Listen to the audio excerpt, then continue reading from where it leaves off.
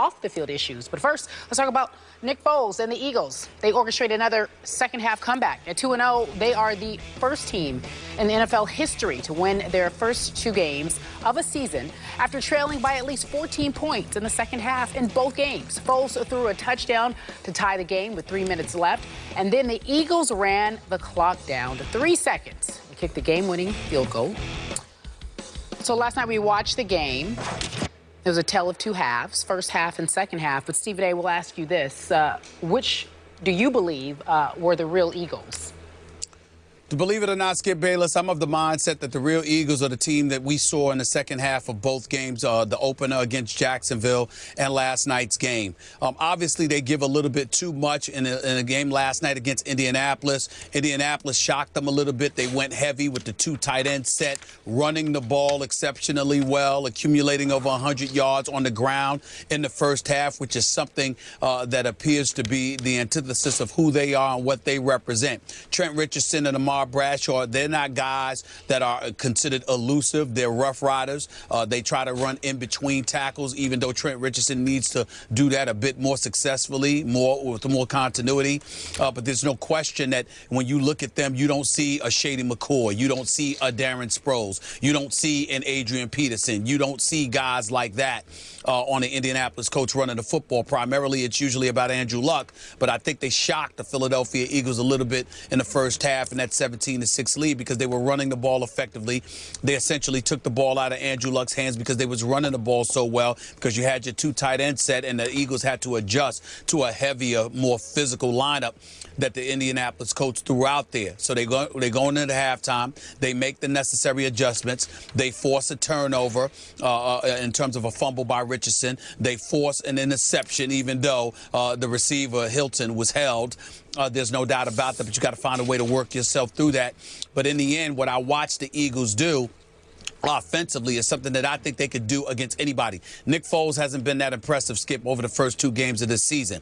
But if you're going to dip and dunk it to a Darren Sproles who's going to accumulate more than about 152 receiving yards, when you've got Shady McCoy, who's the closest thing we've seen to Barry Sanders in quite some times in terms of his elusivity, I don't think there's any question that when you look at those 2 weapons and what they're capable of doing simply by Chip Kelly getting Nick Foles to dip and dunk the ball to one of those 2.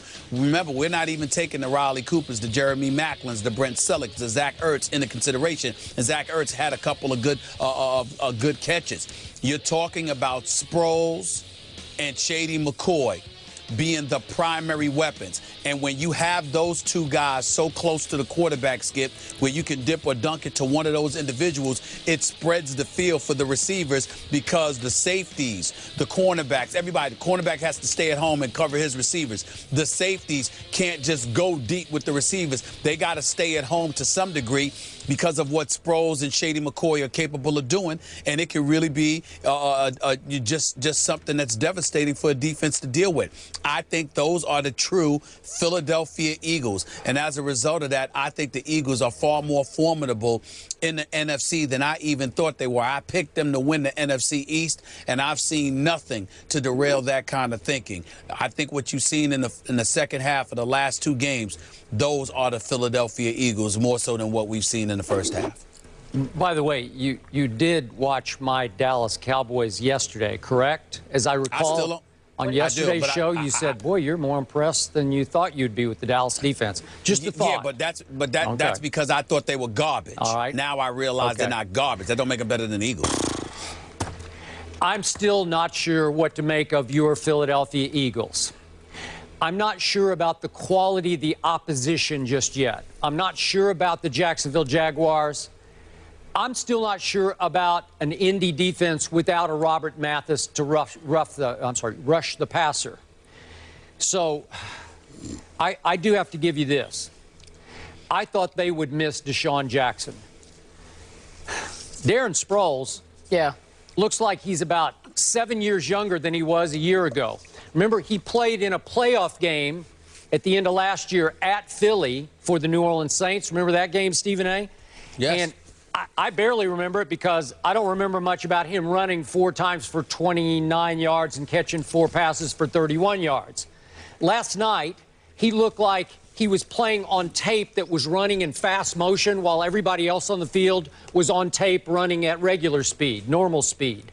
He was absolutely electric last night, and all of a sudden, we have Foles to Sproles. Foles to Sproles. And I'm sure we're going to hear about that all week because it's like the equivalent, as you know, Stephen A., of little long handoffs, just little quick flips to Darren Sproles, and Chip Kelly puts him in the most advantageous positions in the formation for him to slip free and be gone, man. And he was flying up and down the football field.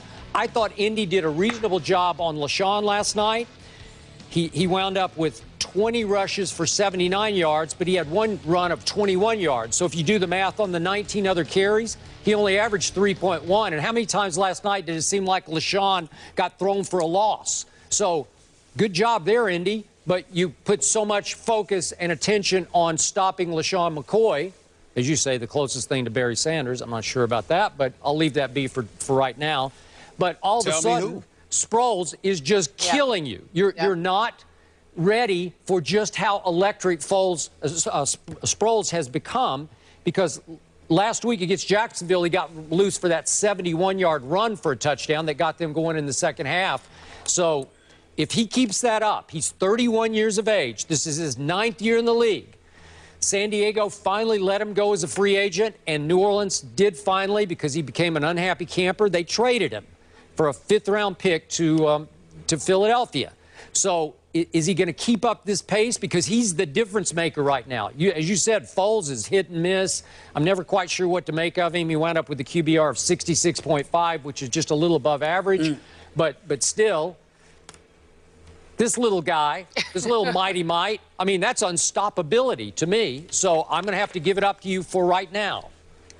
Well, Skip, I think the thing that we have to monitor is that I don't expect him to continue to put up those kind of numbers because I expect teams to respect the legitimate threat that he is and to make the Riley Coopers, the Jeremy Maclins, the Brent Sellecks, the Zach Ertz of the world beat them. What they're going to do is suffocate the line of scrimmage to some degree, or they're going to dare Nick Foles to show you that he can be what he was last year en route to throwing 27 touchdowns and just 2 interceptions. I think it's one of those situations where you look at those guys and you look at the kind of threat that they could pose deep, and you're going to say, I'm going to take my chances against those guys because this guy, Sproles, along with Shady McCoy, are really devastating to us because they move the chains. And what happens is they not only are capable of scoring, but they're capable of eating away at a defense. As opposed to giving up a big play here or there, you've got the defense literally exhausted come the fourth quarter because these dudes are moving the chains first down after first down after first down because of the way they eat up at you. And I think teams are going to sit there and say, well, we've got to pick our poison. We'll take our chances against the Maclins, the Coopers, the Ertz, the Brent Sellecks of the world rather than dealing with Shady McCoy and Darren Sproles. Okay. So in 2 weeks, they have to go to San Francisco. Then later they go to Arizona. They do have to play at Houston. Houston's no pushover at home this year. No, they're not. They do have to go to that little town in sort of north central Texas. You've been there before? I used to live there for just a couple of years. And then they got Seattle coming to Philadelphia. So we're going to find out a lot more about Philly going forward. Not sure about the quality of the opposition yet. All right. Well, they said after the game, they being LaShawn McCoy said, without Sproles, we couldn't have got it done. Nope. It's definitely needed.